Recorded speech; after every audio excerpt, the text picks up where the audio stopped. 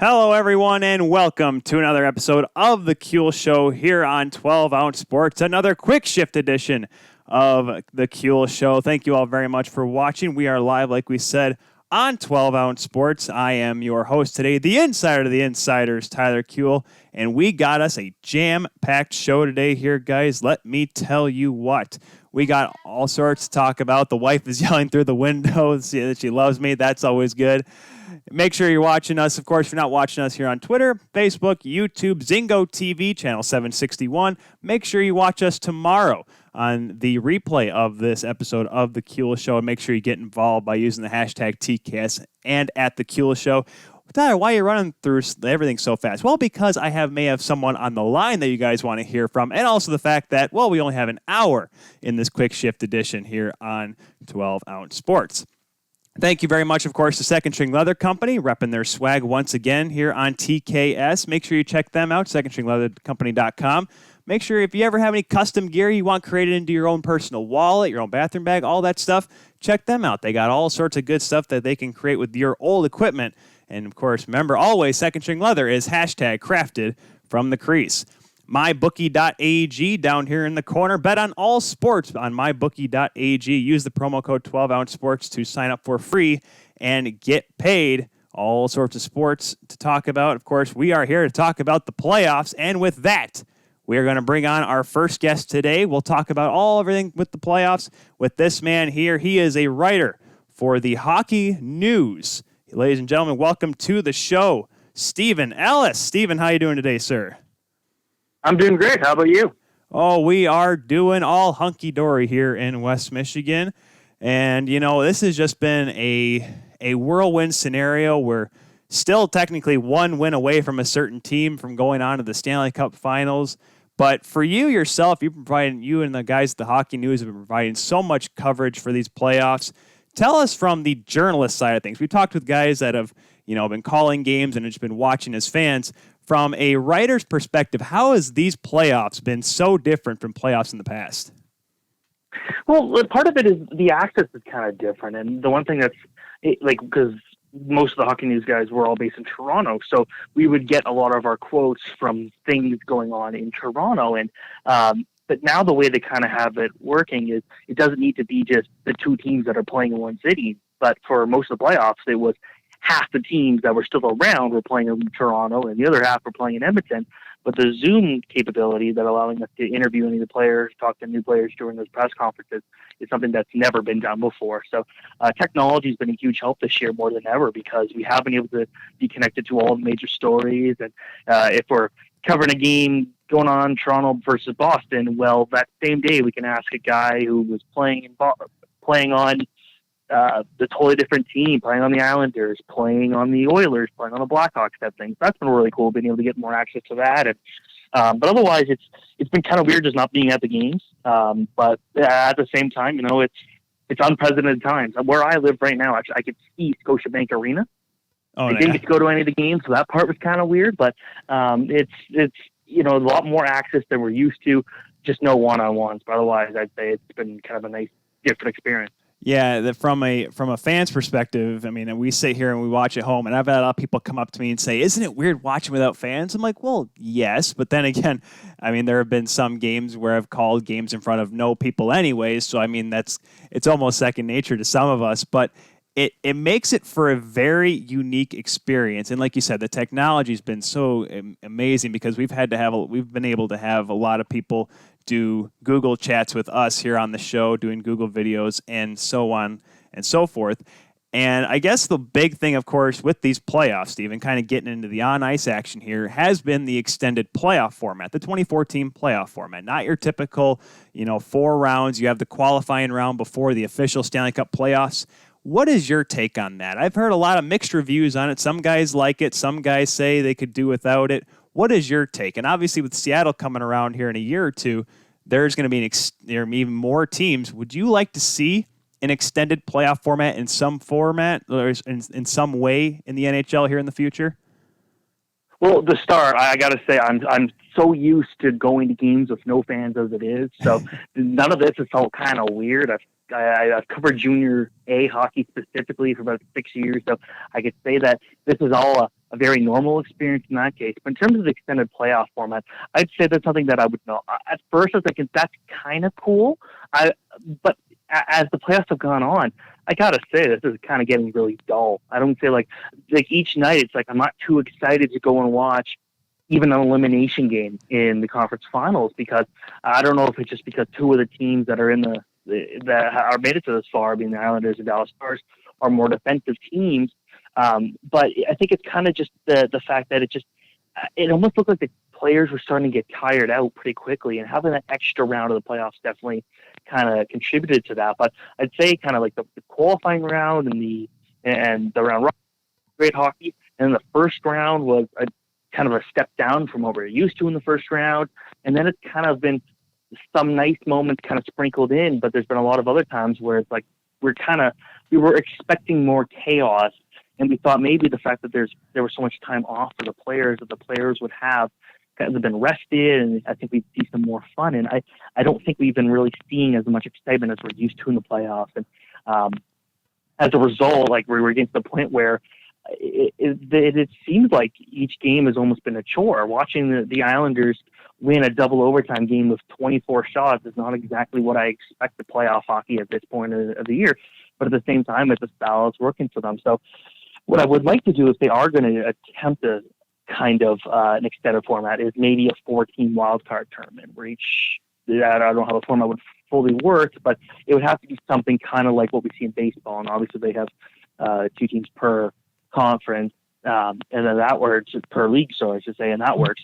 But for this, if the NHL went to something like that, I think that's the only way you can make an extended playoff work. I think 16 teams works because there's still enough excitement throughout.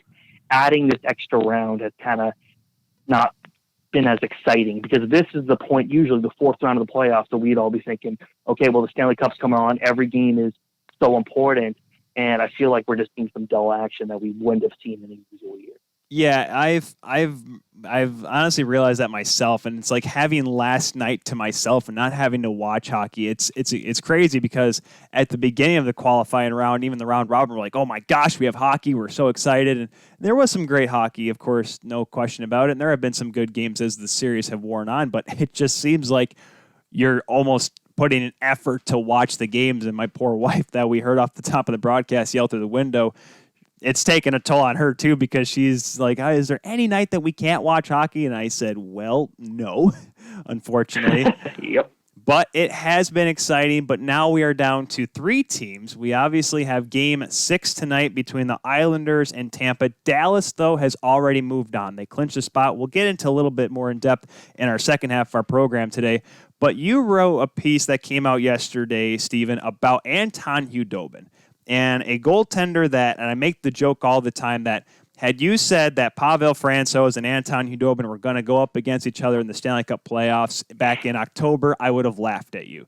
Now we're looking at Anton Hudobin, and you made a really good point in your piece yesterday, a couple times actually, that now he is a guy that can be considered for the Conn Smythe Trophy the way he's played for the Stars. What, in your eyes, has made him the MVP of the playoffs for Dallas? Well, that's the thing. The stats don't suggest that he deserves the Conn Smythe Trophy, but I think you got to look at how big of an impact he's had. And if every year, if the same top players are always putting up the top points, that's what's expected. But what you're not expecting is your backup goalie to come in and fill in for a guy like Ben Bishop, one of the best goalies in the league, and I've already picked him for my fantasy hockey league next year. That's how confident I am in Ben Bishop. But Ben Bishop's been out for almost the entire playoffs, and so Khudobin's had to come in at 34 years old, with very minimal playoff experience outside of just kind of filling in when a previous goalie struggled. So this is a new experience for a guy at that age. That's a tough thing to kind of overcome, but he's looked really good. And when they needed him to be good, he stood on his head. And playing against Michael Hutchinson for a lot of that series in Colorado near the end, I think was something where it's like, well, you kind of hope that Khudobin's the guy who goes out there and steals games, and he wasn't necessarily. And that was kind of my question. It's like, okay, well, he's now stolen some games for Dallas, but then he's also been kind of a liability in other games. But I think what we saw him playing against Vegas, a team that on their own was struggling to score, and part of that is because of how well Dallas is playing defensively, but because of Khudobin also was saving their bacon, basically. But the one stat I think that's really important is his record when he's faced at least 35 shots in a game, and that's a 7-1 record. It's hard for any goalie to be able to do that at a consistent rate because it's when you get that extra action, there's more of a chance to make a mistake, or statistically, you're going to have a tougher time. But for a guy like him to come in there each night and steal games with 35, 40 saves, that's important. So it'll be interesting to see which team Dallas plays against in the final, because Tampa Bay is obviously a high-flying offensive team. That will be a huge challenge for him, and I think that'd be really important. I don't necessarily think he's going to win the Conn Smythe. I think if you got to pick on Dallas, you got to go with Miro Heiskanen at this point. But at the same time, Khudobin's giving a really good case of why he should be considered, and goalies are typically never really considered for that award. But he's putting on a performance each night where you don't need to rely on him, but he's pulling up the stops when you need him, and that's what's important. And it's crazy because I'm looking at his record right now. You talk about a 7-1 record, 8 games when he's had to make 30+ saves. He's 12-6, which means if you're doing the quick math in your head, he's 5-5 when he actually makes less than 30 saves. So I almost go back and, I mean, Steven, you're in Toronto. I don't know if you remember a guy by the name of James Reimer, but it seemed like if he had 40 shots against him, it was a good game because he seemed to always play well when they got outshot, the Leafs did. And Khudobin has been able to do that right now, second in playoff save percentage with .920. And, it's you can't be too shocked at Khudobin because he did lead the league in regular season save percentage with a .930. So his numbers have always been there, but as you pertain to his playoff experience is minimal, but yet here he is. And I wonder, because I remember I talked about this with the Flyers play-by-play voice Jim Jackson before the playoffs regarding Carter Hart. Do you think the lack of fans and the lack of, I guess, fanfare, if you will, makes it easier on these players within these playoffs and the bubbles? Well, the question I think heading into the playoffs was, would that hurt them? I don't, because the players, when they're at the best of the best, they don't listen to the crowd, and so for guys like that, like they're so focused that crowd or not, I don't know if they totally notice it.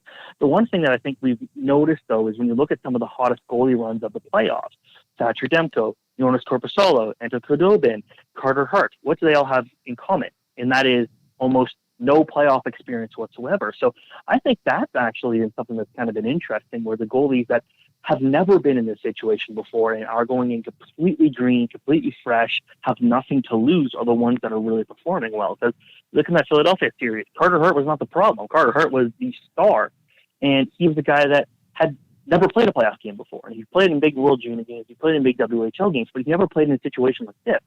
And playing those games and stealing them against a team that had Carey Price at the other end, like that's important.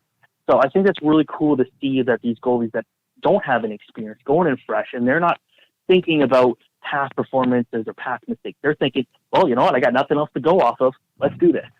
And it seems to be working for those goalies. And I think that's kind of an interesting trend that maybe isn't getting enough attention.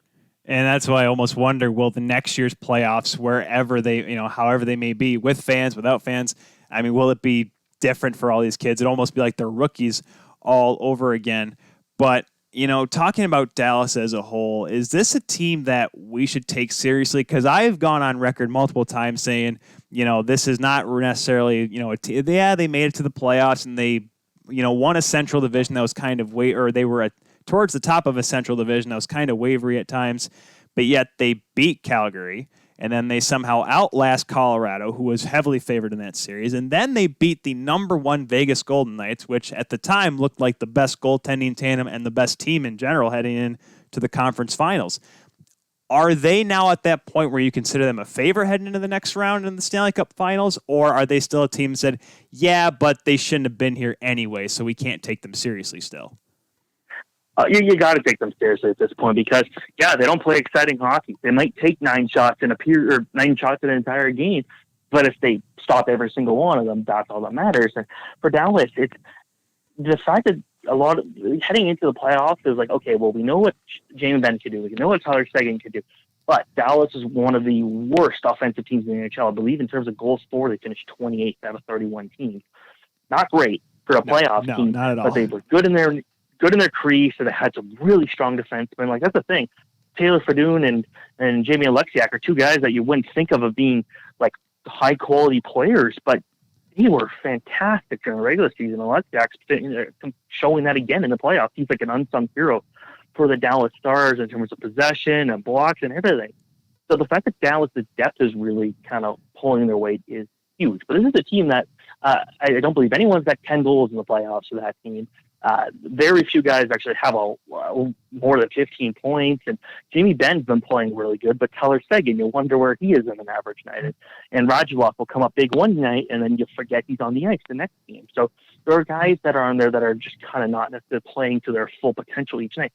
But they're just doing so much as a group. They've got the depth. It seems like any line can score on any given night, but they're so strong in their own zone, and that's what's important. And when they're able to force the teams they're playing to play their style of game, they're going to win. And that's the thing. You play Vegas Golden Knights, a team that could score, a team that had so much depth, great goaltending, great defense. But all of a sudden, they were chasing that series. And that's something I don't think anyone expected. I didn't expect Dallas to win that.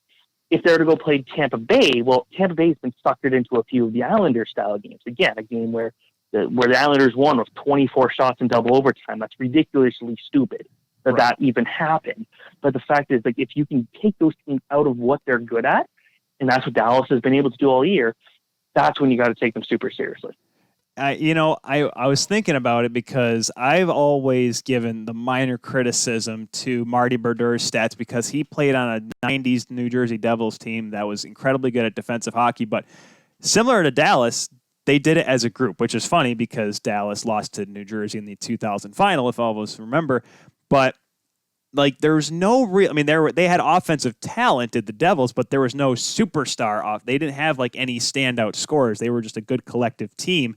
But going over to the Islanders Tampa series, I was ready for this Thursday show to be a Stanley Cup preview show because Tampa was going to get it done, and I stayed up through the double overtime thinking, oh, here comes a goal by Victor Hedman, because of course it'd be Victor Hedman scoring the way he's been on these playoffs.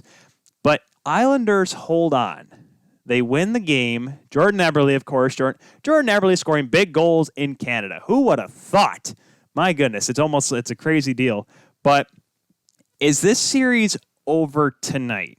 Was that game kind of a bit of a blip, and you think John Cooper will get the Lightning back on track, or can the Islanders force this thing to go the distance? I don't think Tampa Bay can afford to let that happen again. And we don't know what the situation with Braden Point is at this exact time, but if they get Braden Point back, that changes a lot in this game. And I think you need the guys like Kucherov, and you need the guys like Cirelli, the guys that you counted on all season to really step up.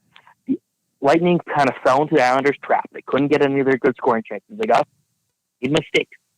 But at the same time, we know Tampa's got more skill, and they've got a team that, in theory and on paper, should pull off the victory here. But they just can't fall into the Islanders' trap of kind of having to play the Islanders game, which is a more defensive, like, we will shut you down and we'll bore the heck out of you the whole night. Tampa Bay's got to get a quick one here and force the Islanders to start playing Tampa's game. And that's a tough thing, obviously, because the Islanders are so strong defensively. They don't need a star defenseman to lead that team. They just got incredible depth, and Varlamov is one of my unsung heroes of this playoff. I don't think he's getting enough credit for how good he's played, but that is also a very tough team where they will shut you down. So Tampa Bay needs to adjust. I still think Tampa Bay pulls this one off. I think Tampa's still just too strong of a group, and they've shown how fast, how quick, and talented they could be if they get Braden Point back in. And I think in this case, if he's even just a bit iffy, I think you put him in, as long as it's not a huge health concern, because it's a guy that you really need to rely on. And you might have a few days to let him rest. We don't know, obviously, when the Stanley Cup Finals are officially going to begin, but if you have that, that could be a huge difference. Tampa just needs to score one quick and force the Islanders to play Tampa's game, because they won't be able to do that. That's the one thing I hate about our 1 hour shows here on Thursday nights here on TKS, because the fact that always the who's in, who's out of the lineup always comes after we go off the air, so we can't do any live reporting compared to our Monday night shows. But, I mean, you talk about how big Braden Point is, but a guy we talked about with Raw Charges Justin Godfrey on Monday was Steven Stamkos, or the lack thereof. I don't want to say and I remember I hinted at this as a very open-ended question, like, do the Lightning need Stamkos? Is it is this a situation where they're realizing, despite how good he's been for his entire career with Tampa, is he an afterthought now with the Lightning, or do you think if he was able to come back and if they really wanted to put him in the lineup that he'd actually be a key contributor to this Tampa Bay team? I think he'll be a key contributor, and obviously we don't expect him to return. No, he won't return at all for this series. But I look at St. Louis, and that's a team where could they win without Vladimir Tarasenko? And we saw them. They finished first place in the Western Conference with Tarasenko only playing 10 games. So that's a team that, that could win. In Tampa Bay, I still think so because they got so much depth. They got good prospects where if he was to miss an entire season, I don't think they'd have to worry about still being a top 5 team in the league. But again, he put so many points up. He's such a valuable two-way player. When he's healthy, he's one of the best players on the ice at any given shift and might even be Tampa's most well-rounded player. The problem is his health has always been a concern in his game. So, you want him in the lineup. They can play without him, but he still just takes you another step that a lot of players in that team can't do. That is true. And I wonder because, well, then again, I say that because I am a minor, I cheer for the Leafs, and it would have been great to have him before his contract, but now that we have $40 million wrapped up in 3 forwards, we can't do that anymore. But going to the Islanders now, this team has shocked me, and it shouldn't shock me because Barry Trotz is their head coach, and I remember my buddy Harrison Watt, who's been on our show now, I think 8 times, he asked the question once, is Barry Trotz the best coach of this generation? And by that, I mean pretty much since Scotty Bowman, in terms of being able to take teams that may not have the most talent, but is able to put in a structure and a strategy that helps them and builds them.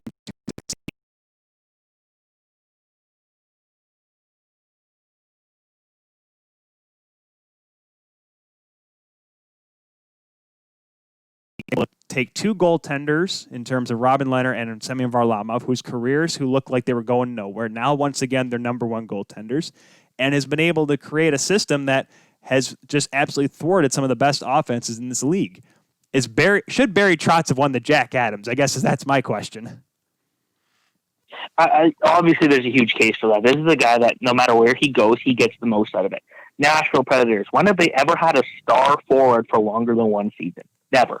When their defense was obviously really good, and he took advantage of that. Go to Washington. They couldn't make things work with Bruce Boudreau there. Barry Trotz comes in, changes everything. He leaves, goes to the Islanders. You said the team wasn't very good. If you look at the team on paper, I didn't have them making the playoffs. This is a team that's been 2 years without John Tavares, the best player the team has had in a very long time. They had questionable goaltending situation where at least last year they had Robin Lehner and Thomas Greiss, but you didn't expect Robin Lehner to have the season he had, and then this year you didn't expect Varlamov to have the season he had. And even then, Varlamov's stats are still kind of mid-pack, but he's been able to get so much out of a roster that I don't think a lot of other coaches would have been able to do. Like if you look against that series against Washington. Washington had the advantage in net. They had the best defenseman, and they had the best forward. And the Islanders won that series. Something I don't think anyone really expected. It's just because as a group, he's able to kind of get everyone to play so cohesively, and that's really the difference maker that a lot of coaches just simply can't do.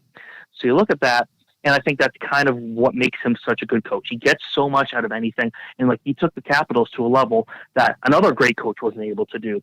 And when you have the talent that the Capitals have, you expect them to play for championships every year, and we haven't been able to see that. They haven't won a series since they won the Stanley Cup, and they had a new coach, then wasn't able to take it over. They have a new coach now going forward, but you look at that, it's that's how important Barry Trotz is, and Trotz could potentially play for another Stanley Cup in a year that I don't think anyone ever expected.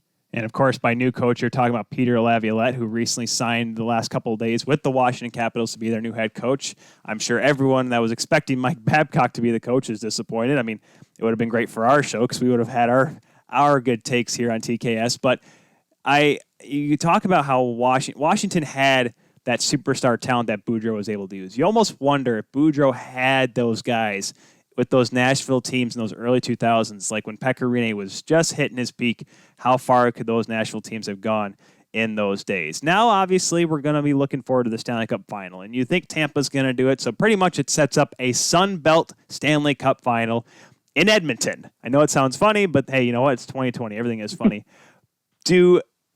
What is your prediction for this series? Because if I'm not mistaken, I've been meaning to do the research. I believe this will be the first time that two teams in the Sun Belt of the U.S. are going up against each other in the Stanley Cup final, if I'm not mistaken. But in your... Now, of course, that would require Tampa Bay to move on at this point. Well, yes, of course. And, of course, that's what your pick was. So if Tampa does get it done, knock on wood, if the Dallas Stars are ready to go, who do you pick? Because you say how Dallas needs to be taken seriously, but is Tampa this team of destiny, the team that they've been waiting for since, Stamkos arrived?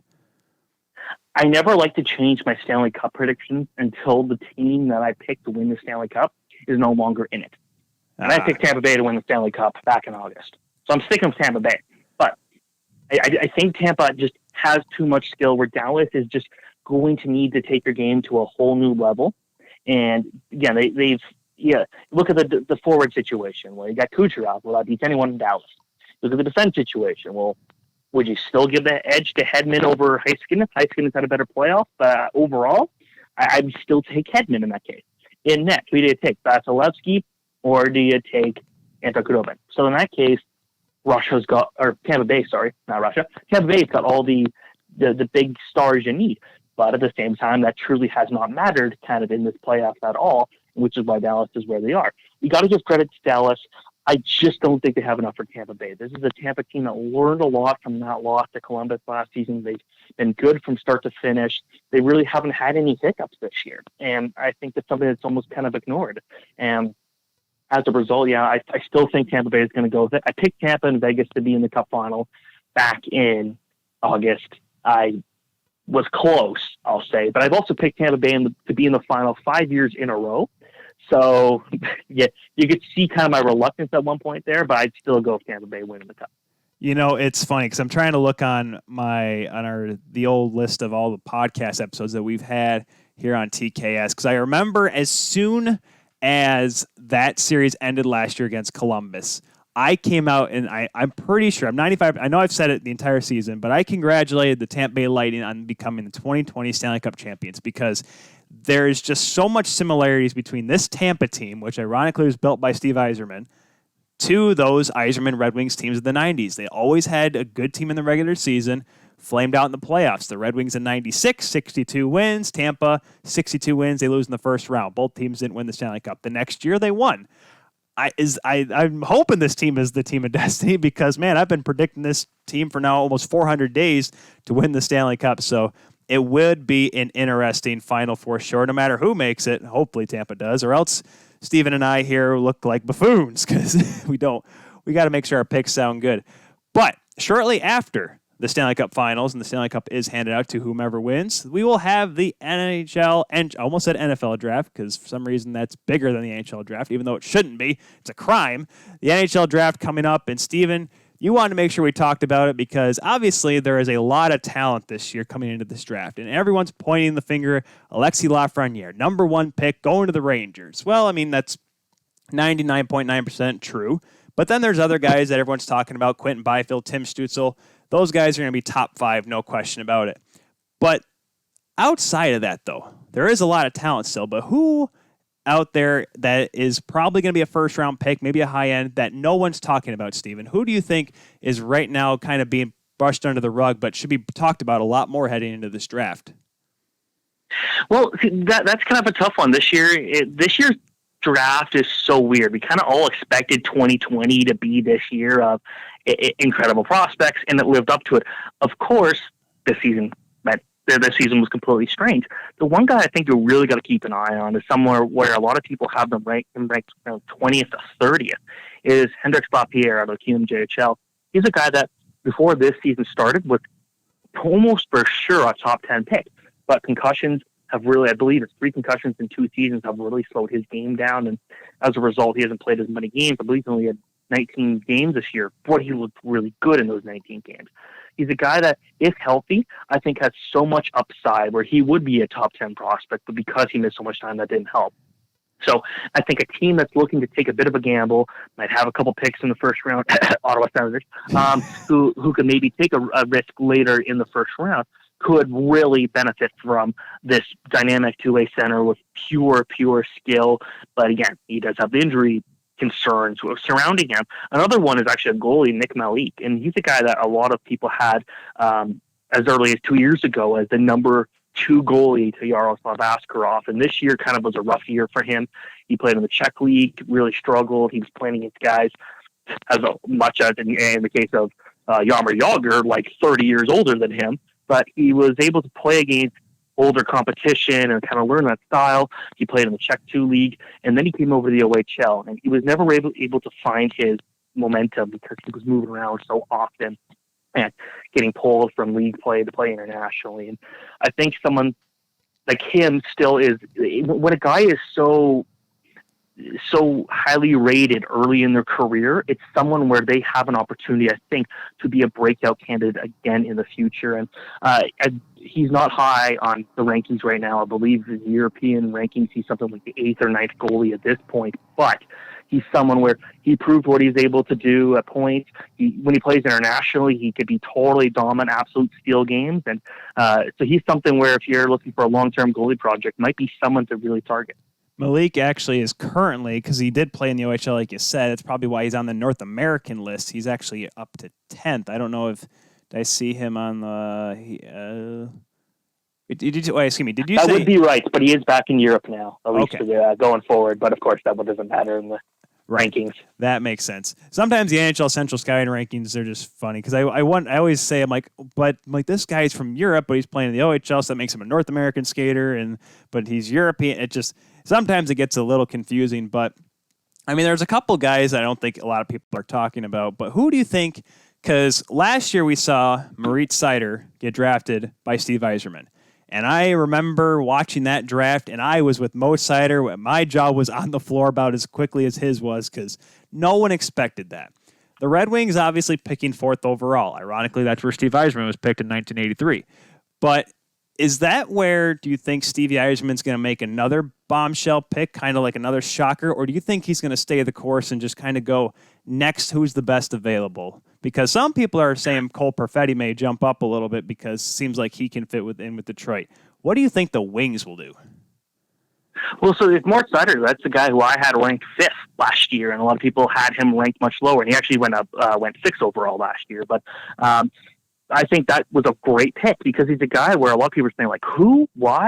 But he was playing top-line minutes a lot in the German Pro League, which is really hard for a defenseman because, they don't necessarily value young players like that, and he was playing key minutes. And then there were other times where he would scratch, not playing, and they were kind of just easing him into the games, not forcing him to do too much.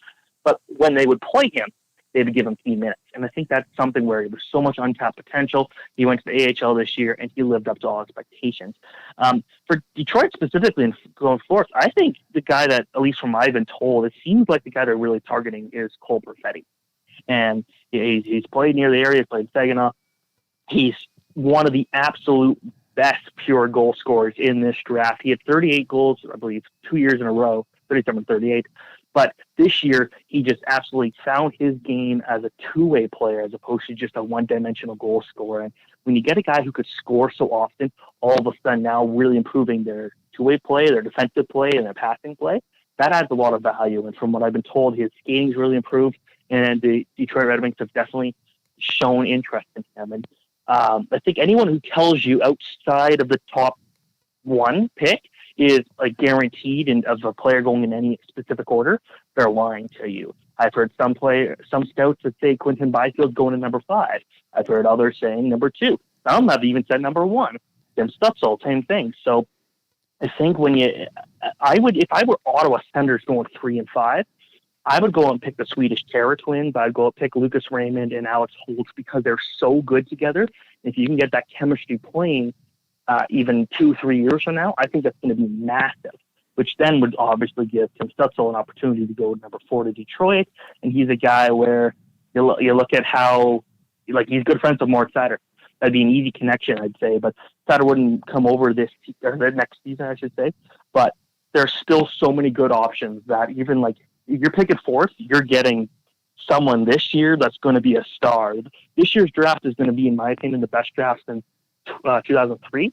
And it's probably going to be eclipsed in 2022 and 2023 with how much talent to come in those 2 years. But for this year, you really can't go wrong with the 4th overall pick. As long as we don't have a 99 draft, I think we'll be okay. I think we can all agree on that, because that draft was, I mean, there were the Sedin twins and nothing else. I just remember that draft as being so miserable. But I like to know that the top 10 are just going to be filled, because I remember, and I hate to say it because, there was so much promise for a guy like Jack Hughes, but the U.S. National Development Program absolutely dominated the draft last year. And yeah, there's going to be some guys that'll make their moves later on in their career, but we saw how Jack Hughes didn't quite live up to the billing. But then again, he came from a U18 level hockey all the way until the NHL. And do you think that's kind of deterred scouts from rating the U.S. development program so high?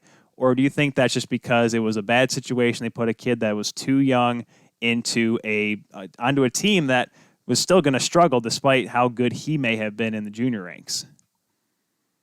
I'd say he performed exactly like we all should have expected. And in terms of the U.S. National Development Team, this year's development program team is not strong, the one that's going up for the draft, but it's going to be really strong the next 2 seasons. And that consistency is actually something we've never seen out of the program. It's usually 1 year off, one good year, one bad year, one good year.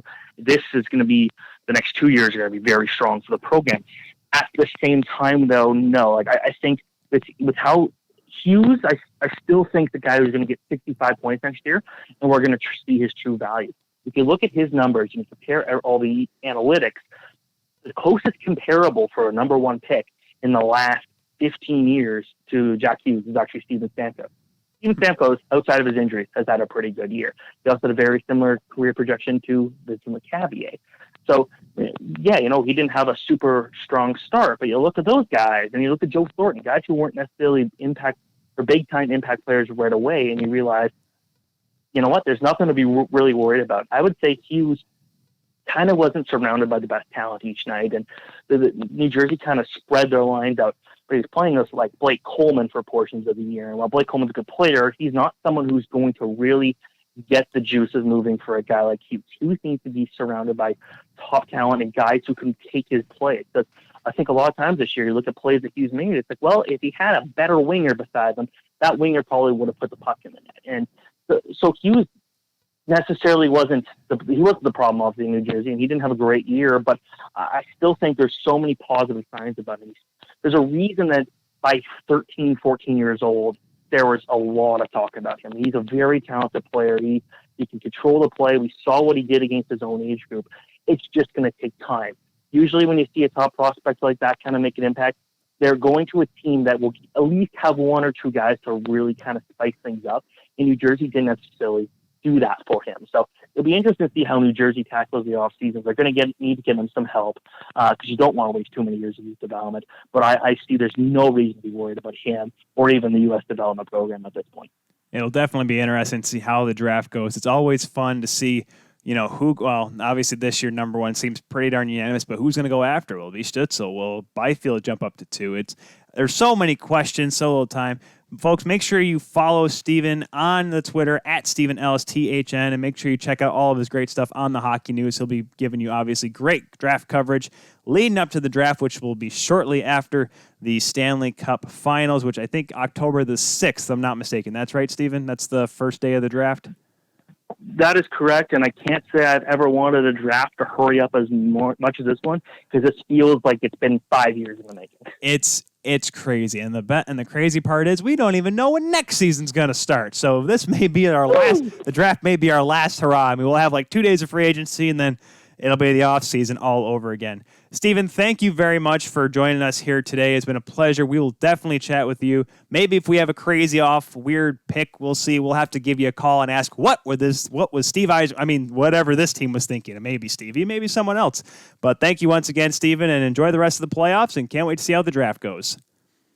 Absolutely. Thank you very much for having me. All right, folks, we're going to take a quick break. When we come back, we will talk about the Stanley Cup playoffs and how the rest of it may go. You're watching The Kuehl Show here on 12 Ounce Sports. We'll be back right after this.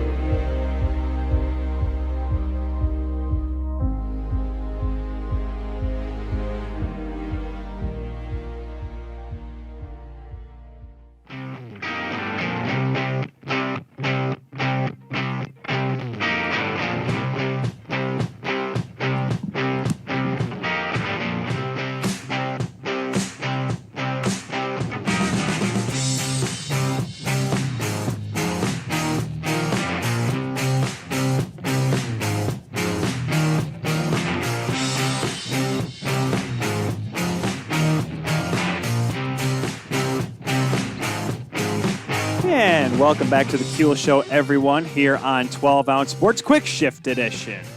I don't know why that's my thing whenever I say quick shift. It's like, Eureka! Quick shift! I promise that's not exactly how it all came out. But once again, thank you to Stephen Ellis of the Hockey News coming on. I've been looking to get him for so long. The Hockey News guys, I know obviously like a lot of the written publications out there and the online publications, they've been struggling because a lot of them had obviously budget cuts with the coronavirus and everything. So it's good to see those guys still chugging along and producing great content. Be sure to check them out. The Hockey News. Always good stuff. I'm Tyler Kuehl. You can obviously follow us at the Kuehl Show. Make sure, because we'll be tweeting a lot of their stuff. We always like to post the Hockey News because, even though I do my stuff for the hockey writers, they do a much better job than I do. I can tell you that much right now. So let's get down to some news before we get to the playoffs. Obviously, we only have a little bit of time left here. Of course, with talking to a guy like Stephen Ellis, we're going to take all the time in the world we needed to because such a great guy, such a great writer. We had to get all of the good stuff with Stephen Ellis. So let's get to some news before we get to the games. And, of course, Game 6 tonight between the Islanders and Tampa. Joel Edmondson, remember the guy we talked about that was traded from Carolina to Montreal on Monday night with Alex? Well, he signs an extension because he was an expiring contract, so technically it's an extension. 4 years, $14 million in total contract with the Montreal Canadiens, pretty much sealing the deal for the fact that now he'll be there with the Habs for a while. And we talked about what kind of a great asset he will be with the Montreal Canadiens, kind of bolstering up that left side. And now all of a sudden Montreal needs more guys on the right side. So we'll see what Marc Bergevin does here to try to continue to make the Habs a little bit better. Maybe not quite a 500 team, maybe a little bit above that, maybe competing for an actual wild card spot. And, of course, one of the big trades that happened earlier today, recently, I forget what day it was because sometimes my Twitter will just say the same thing over and over again. Eric Staal traded from the Minnesota Wild to the Buffalo Sabres for Marcus Johansson. And, this is a trade that, it's tough because Eric Staal is a kind of a guy that he's become a fan favorite in Minnesota. He's one of the top leading scorers for Minnesota still, despite his age.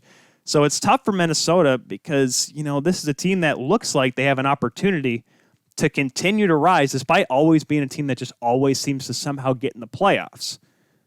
And I wonder what the decision is behind Bill Guerin. Obviously, Marcus Johansson, he's still shown that he's a decent player and he could play some good minutes for the Minnesota Wild, of course, with the addition of Nick Bjugstad the other day. Minnesota's doing a lot of work right now. But I can't tell if they're offloading or if they're trying to, not offload, onload, but they're offloading talent, or are they trying to get better?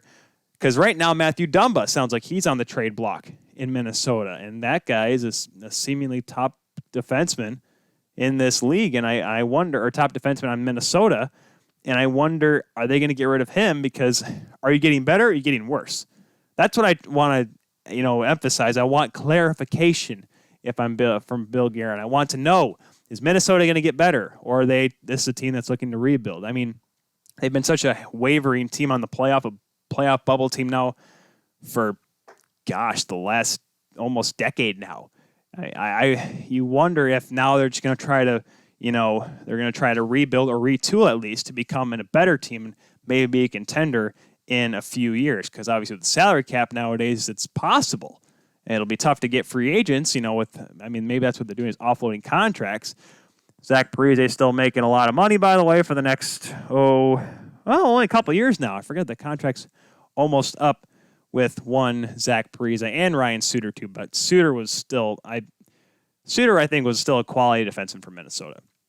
The Arizona Coyotes, after John Chayka decided to leave right before the Stanley Cup playoffs, they have found his replacement. It is the name of Bill Armstrong. Bill Armstrong, the former assistant general manager in St. Louis, signs on with the Arizona Coyotes. His first ever full-time general manager position was the director of amateur scouting before he became the assistant GM with good old St. Louis over there. And I wonder, obviously his first task would be try to get Taylor Hall. I know that's what the ownership's been trying to do, but there's maybe a lot of talk that maybe Joe Sakic may be interested in Taylor Hall. So Bill Armstrong kind of, is walking in there and realizing, man, I got a lot of work to do because you have a team that, yes, got beat pretty handily by Colorado in the first round. but it's still pretty good. They have a good goaltender. They have they have decent scoring. They have Connor Garland. They have Oliver Ekman-Larsson, who decided to have a pretty good playoff, if you ask me. This team's not done yet. I think this team can continue to improve, and I wonder if Bill Armstrong is going to try to do that, try to make them a little bit better. Non-NHL news, but for our junior fans out there, obviously we're kind of tickling that a little bit with Stephen Ellis. The IIHF announces that the 2021 World Junior Hockey Championships, the under-20 tournament, the biggest junior tournament in the world, will be played inside a bubble inside Edmonton. The tournament was initially supposed to be inside, or both Edmonton and Red Deer. You know how they're always typically two cities within a couple hours from each other, if you will. This time it's going to be in one bubble.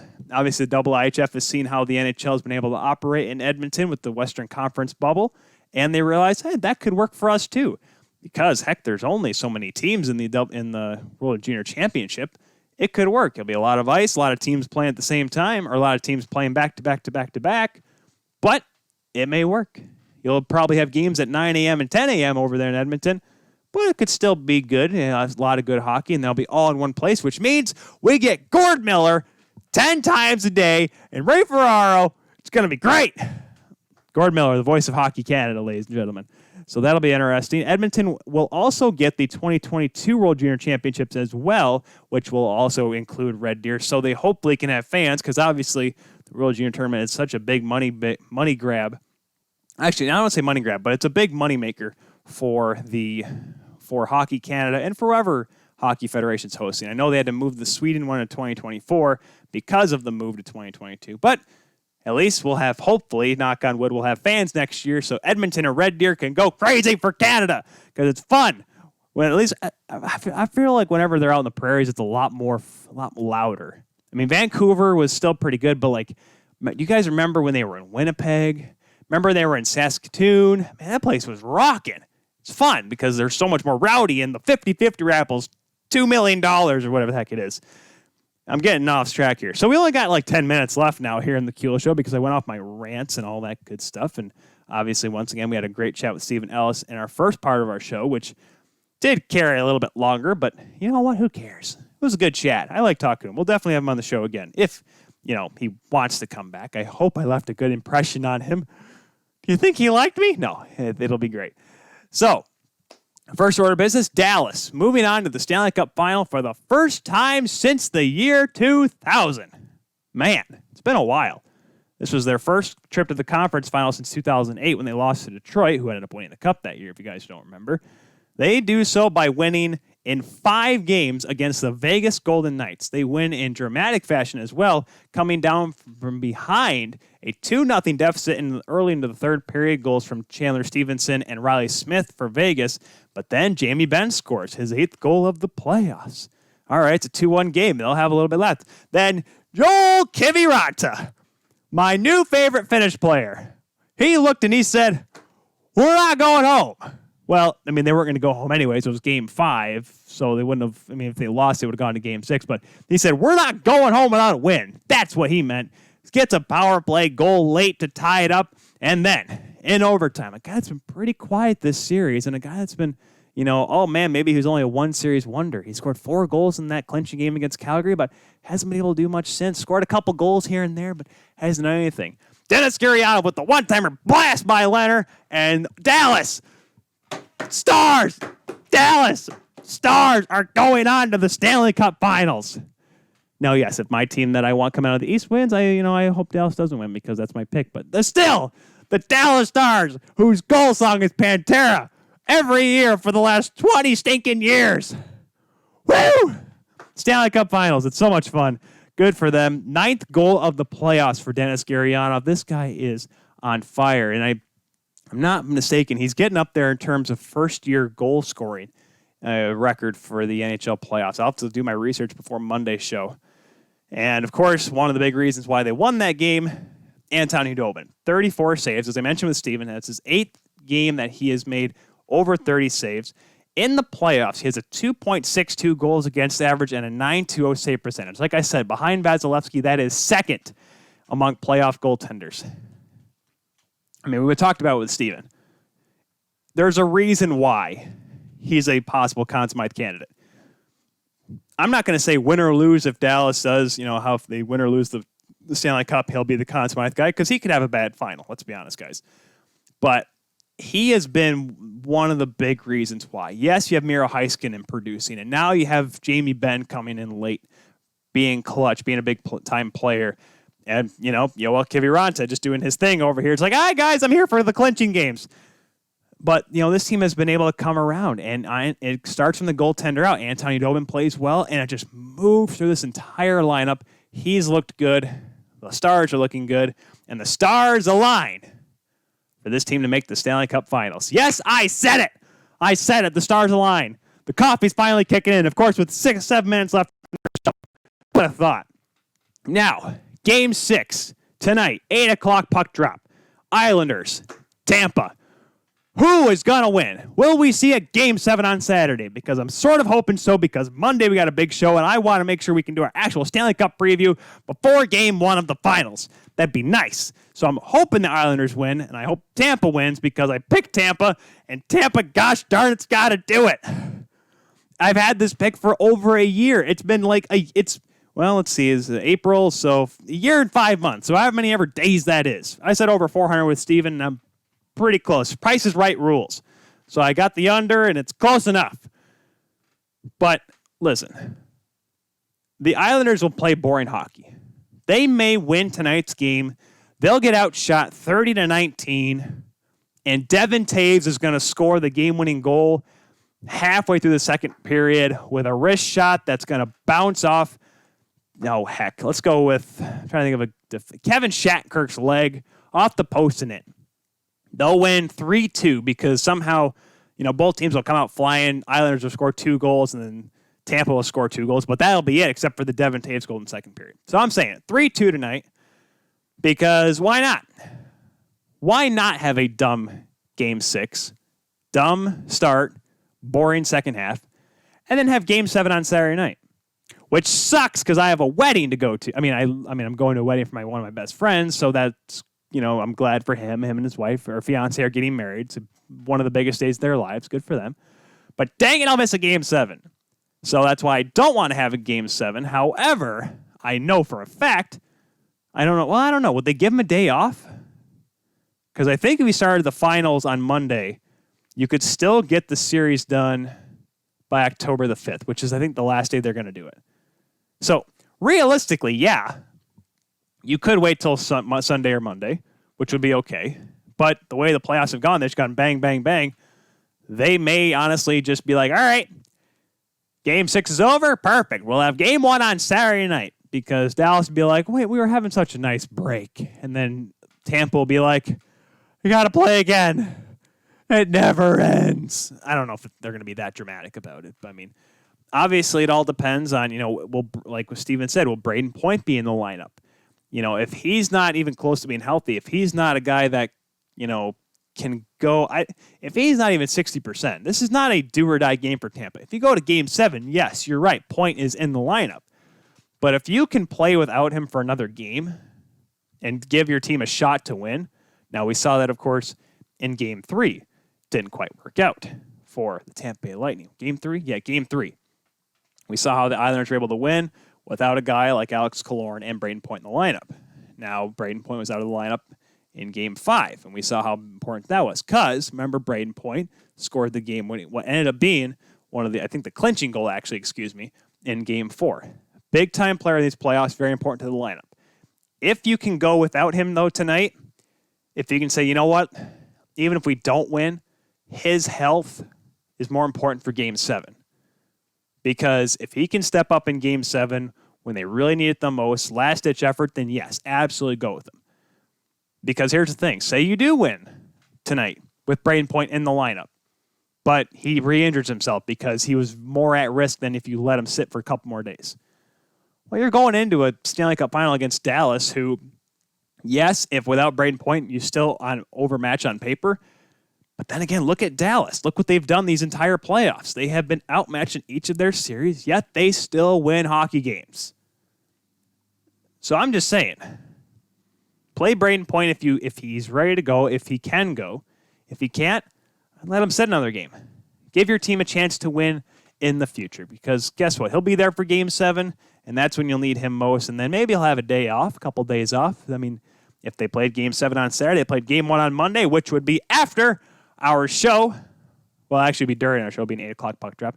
But it'll be after we talk about the Stanley Cup Finals on our Monday show. We got a big lineup for that one. We got Peyton Turnage coming back on the show. We got Thomas Biondo coming back on the show. We got Harrison Watt coming back on the show. We're going to have a Knights at the Round Table meeting, talk about the Stanley Cup Finals. Game 1 or not already done. Guess what? We're going to talk about it because that's what we do here on the Kuhl Show. We don't care if the series already starts. We're going at it.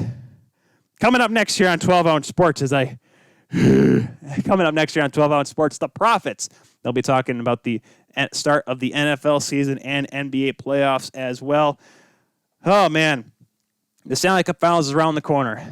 It's been a long playoff, but guess what? We're almost there. We are almost there, everybody. If you can make it, I can. No, wait, no. If I can make it, you can make it. I almost said if you guys can make it, I can make it. Hope you guys can make it because I'm going to try to make it. So help me God, hell or high water. We're going to make it. It's going to be exciting. Thank you very much for watching this episode of the Kuhl Show Quick Shift Edition. The replay will be up later. I don't know why it's not on YouTube Live right now, but it'll be up on our own YouTube page tomorrow. So be sure to check that out. And on your favorite podcatcher as well. That'll be up hopefully here by the end of the night, and maybe even before Game 6. We'll see you all next time here on the Kuhl Show here on 12 Ounce Sports. Tonight we are